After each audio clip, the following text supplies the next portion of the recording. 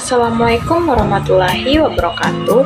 Perkenalkan, nama saya Putri Mardisi dengan NIM 23022028 dari Prodi PG PAUD.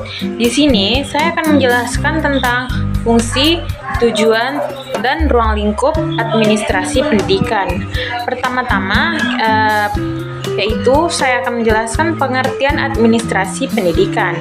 Secara etimologi, kata administrasi berasal dari bahasa Latin artinya ke, dan ministrat yang menurut Gay 1992 artinya melayani, membantu, menunjang penyampaian tujuan sehingga benar-benar tercapai.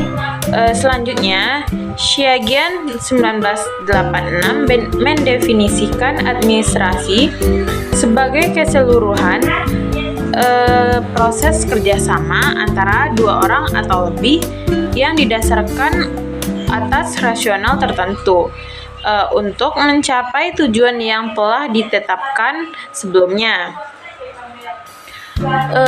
Untuk memperluas pemahaman tentang pengertian administrasi pendidikan, berikut dikemukakan beberapa batasan atau definisi, yaitu menurut Galim Purwanto tahun 2011, administrasi pendidikan adalah segenap proses pengerahan dan pengintegrasian secara sesuatu baik personal, spiritual, maupun material yang bersangkut paut dengan pencapaian tujuan pendidikan. Yang kedua, menurut Daryanto 2011, administrasi pendidikan adalah tindakan mengkoordinasikan perilaku manusia dalam pendidikan agar sumber daya yang ada dapat ditata secara mungkin sehingga tujuan pendidikan dapat tercapai secara produktif. Yang ketiga, menurut Saiful Sagala tahun 2009, administrasi pendidikan adalah suatu proses atau peristiwa mengkoordinasikan sejumlah kegiatan yang saling bergantung dari orang-orang dan kelompok-kelompok, baik kegiatan yang berada pada pemerintah maupun satuan pendidikan dalam pencapaian tujuan pendidikan. Pentingnya administrasi pendidikan. Administrasi pendidikan merupakan subsistem dari sistem pendidikan di sekolah yang bertujuan menunjang pencapaian tujuan pendidikan secara efektif dan efisien. Komponen utama dalam sistem pendidikan yang memegang peranan penting dalam pencapaian tujuan pendidikan adalah guru. Oleh karena itu, guru mempunyai peranan penting dalam administrasi pendidikan, terutama dalam melaksanakan fungsi pokok administrasi pendidikan. Dalam PP 38 tahun 1992 pasal 20 dikatakan bahwa tenaga pendidik yang ditugaskan untuk menjadi pengelola satuan pendidikan dan pengawasan pada jenjang pendidikan dasar adalah kalangan guru. Oleh karena itu, pengembangan karir guru berkaitan dengan bidang administrasi pendidikan. Berdasarkan hal-hal tersebut, calon-calon guru yang akan bertugas sebagai pengajar harus memperoleh latar belakang pengetahuan dan keterampilan dalam administrasi pendidikan. Tujuan dari administrasi pendidikan. Tujuan kajian administrasi pendidikan dapat ditegaskan oleh beberapa ahli, diantaranya yang pertama ada Saiful Sagala tahun 2009 adalah menyediakan dasar konseptual dengan mendefinisikan administrasi dengan mengimplementasikannya dalam kegiatan pendidikan untuk membentuk pemahaman dan memiliki keterampilan dalam bidang administrasi pendidikan. Yang kedua, menurut Daryanto tahun 2011 adalah agar semua kegiatan itu mendukung tercapainya tujuan pendidikan, atau dengan kata lain administrasi digunakan di dalam dunia pendidikan adalah agar tujuan pendidikan tercapai. Yang ketiga, menurut Sergio Vanni dan Carvar dalam Daryanto tahun 2011. Ada 4 tujuan administrasi, yaitu efektivitas, produksi, efisiensi, kemampuan menyesuaikan diri, atau adaptiveness dan kepuasan kerja. Keempat tujuan tersebut menentukan keberhasilan suatu penyelenggara sekolah. Ada beberapa tujuan lain, diantaranya tujuan administrasi pendidikan adalah meningkatkan efisiensi dan efektivitas penyelenggara operasional pendidikan dalam mencapai tujuan pendidikan. Fungsi dan proses administrasi pendidikan. Selain memiliki tujuan, administrasi pendidikan juga mempunyai beberapa fungsi, yaitu administrasi pendidikan memiliki fungsi sebagai perencanaan, pengorganisasian, penyusunan, pengarahan, pengkoordinasian, pelaporan, penganggaran, pergerakan, pengawasan, dan penilaian.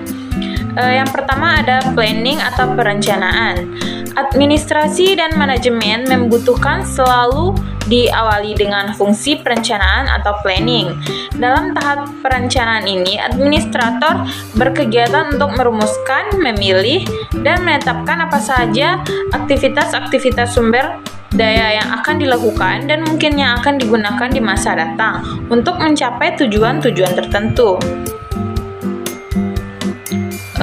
Menurut Enoch tahun 1992 berpendapat bahwa definisi perencanaan pendidikan adalah sebagai suatu proses mempersiapkan alternatif keputusan bagi kegiatan masa depan yang diarahkan kepada pencapaian tujuan dengan usaha yang optimal mempertimbangkan kenyataan-kenyataan yang ada di bidang ekonomi, sosial budaya secara menyeluruh dari suatu negara. Yang kedua ada organizing atau pengorganisasian. Pengorganisasian merupakan kegiatan di mana aktivitas berisi tentang menyusun dan membentuk hubungan kerja antar pribadi ataupun kelompok, sehingga terwujud suatu kesatuan usaha dalam menempuh tujuan yang sudah ditetapkan. Selanjutnya ada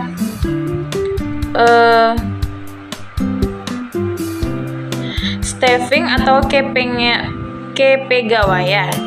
Fungsi yang ketiga adalah kepegawaian, setara dengan fungsi-fungsi sebelumnya. Kepegawaian mempunyai fungsi yang sangat penting di mana kepegawaian adalah pengisian sesuatu bidang atau unit dengan personal yang akan melaksanakan tugas kegiatannya. Dalam kepegawaian yang menjadi titik penekannya ialah personal itu sendiri. Yang keempat ada directing atau pengarahan. Suharsini Arikunto memberikan definisi pengarahan sebagai penjelasan, petunjuk, serta pertimbangan dan bimbingan terhadap para petugas yang terlibat, baik secara struktural maupun fungsional, agar pelaksanaan tugas dapat berjalan dengan lancar. Yang keenam ada penganggaran. Pembiayaan adalah kegiatan yang berisi tentang dana dan anggaran. Pembiayaan sekolah adalah kegiatan mendapatkan biaya serta mengelola anggaran pendapatan dan belanja pendidikan menengah. Kegiatan ini dimulai dari perencanaan biaya untuk usaha mendapatkan dana yang mendukung rencana itu, penggunaan serta pengawasan penggunaan anggaran tersebut. Selanjutnya ada motivating atau pergerakan. Penggerakan adalah istilah pembimbingan menurut Delighting G merupakan aktivitas seorang manajer dalam pemerintah, menugaskan, menjuruskan, mengarahkan, dan menuntun karyawan atau personel organisasi untuk melaksanakan pekerjaan-pekerjaan dalam mencapai tujuan yang telah ditentukan. Selanjutnya ada controlling atau pengawasan. Kegiatan pengawasan ini dilakukan agar perilaku personilia organisasi mengarah ke tujuan organisasi, bukan semata-mata ke tujuan individual, dan agar tidak terjadi penyimpangan yang berarti antara rencana dengan pelaksanaan. Selanjutnya ada penilaian.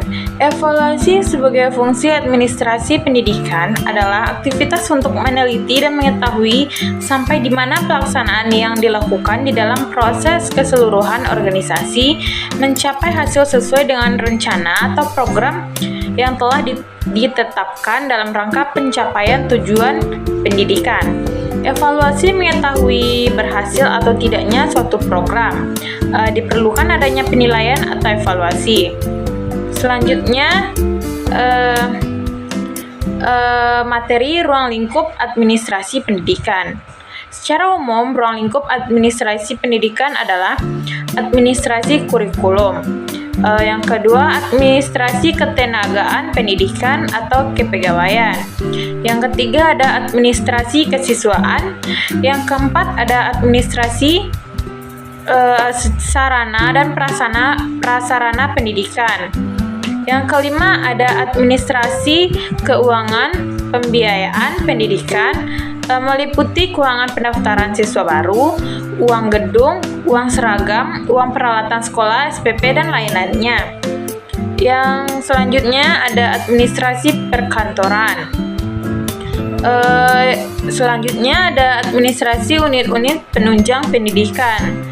Sampai di sinilah materi yang saya sampaikan. Jika ada salah dan jangkalnya, saya mohon maaf. Saya tutupi dengan wassalamualaikum warahmatullahi wabarakatuh.